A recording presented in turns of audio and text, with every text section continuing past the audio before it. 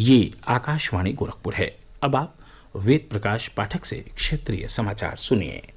राष्ट्रपति रामनाथ कोविंद ने कहा है कि केंद्र और राज्य सरकारें देश में न्यायिक व्यवस्था की बेहतरी के लिए न्यायपालिका के साथ मिलकर काम कर रही हैं।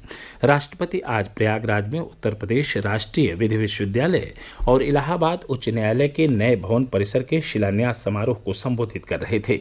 समारोह में प्रधान न्यायाधीश NV रमना, कई वरिष्ठ न्यायाधीश, केंद्रीय कानून मंत्री किरेन रिजिजू, राज्यपाल आनंदीबेन पटेल और मुख्यमंत्री योगी आदित्यनाथ भी मौजूद थे। इस अवसर पर आयोजित समारोह को संबोधित करते हुए राष्ट्रपति ने कहा कि महिलाओं में आमतौर पर न्यायिक विवेक के साथ अपनी गतिविधियों को करने की भी प्रवृत्ति होती है, इसलिए हमें अदालतों में महिलाओं की संख्या बढ़ानी होगी। हम सब लोग जानते हैं कि न्यायपालिका में महिलाओं की भागीदारी का एक नया इतिहास रचा गया। मैंने उच्चतम न्यायालय में 3 महिला न्यायाधीशों सहित 9 न्यायाधीशों की नियुक्ति को स्वीकृति प्रदान की। आज उच्चतम न्यायालय में नियुक्त कुल 33 न्यायाधीशों में 4 महिला न्यायाधीशों की उपस्थिति न्यायपालिका के इतिहास में आज तक की सर्वाधिक संख्या है। इन नियुक्तियों में भविष्य में एक महिला चीफ जस्टिस ऑफ इंडिया बनने का मार्ग भी प्रशस्त हुआ है। सही मायने में न्यायपूर्ण समाज की स्थापना तभी संभव होगी जब अन्य क्षेत्रों सहित देश की न्याय व्यवस्था में भी महिलाओं की भागीदारी बढ़ेगी। केंद्रीय कानून मंत्री किरेन रिजिजू ने अपने संबोधन में कहा कि सरकार न्यायपालिका के साथ मिलकर काम करना चाहती है और न्यायिक व्यवस्था को मजबूत करने के लिए सभी जरूरी कदम उठा रही है। मुख्यमंत्री योगी आदित्यनाथ ने इस अवसर पर कहा कि आज का युग डिजिटल युग है और उन्होंने कोरोना काल में इसके महत्व को समझ लिया है। श्री योगी ने कहा कि उनकी सरकार न्यायिक प्रणाली के डिजिटलीकरण और इलाहाबाद उच्च न्यायालय में आधारभूत सुविधाओं को बेहतर बनाने के लिए लगातार प्रयासरत है। उन्होंने कहा कि सरकार ने अधीनस्थ न्यायालयों में डिजिटलीकरण के लिए भी लगभग 70 करोड़ रुपए स्वीकृत किए हैं। प्रदेश में पिछले 24 घंटों में कोरोना संक्रमण के 14 नए मरीज मिले हैं, जबकि इस दौरान 19 मरीज स्वस्थ हुए हैं। इसी के साथ राज्य में कोविड के सक्रिय मामलों की संख्या घटकर 184 रह गई है। राज्य के 34 जिले कोरोना संक्रमण से मुक्त हो चुके हैं। कल 65 जिलों में संक्रमण का एक भी नया मामला नहीं मिला। प्रदेश में कोविड से स्वस्थ होने की दर 98.7% है।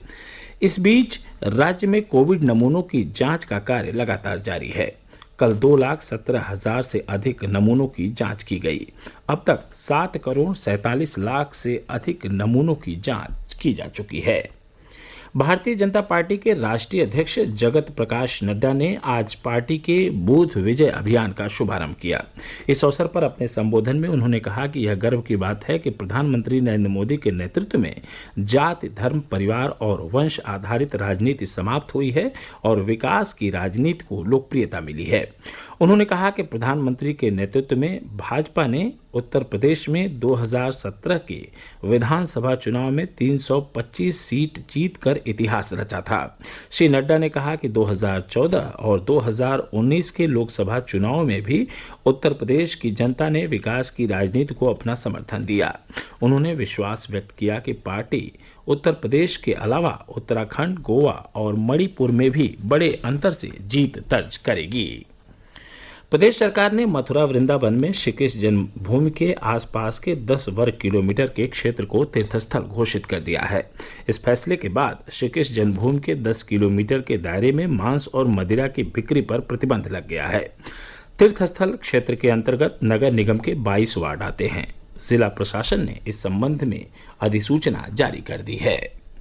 सुल्तानपुर जिले में अमर शहीद अब्दुल हमीद की शहादत दिवस पर कल एक कार्यक्रम में लोगों ने उन्हें श्रद्धांजलि दी। कार्यक्रम के मुख्य अतिथि CRPF के उप महानिरीक्षक प्रभाकर त्रिपाठी रहे। वीर अब्दुल हमीद ने भारत पाकिस्तान के युद्ध में अद्भुत पराक्रम का परिचय देते हुए शहादत प्राप्त की थी।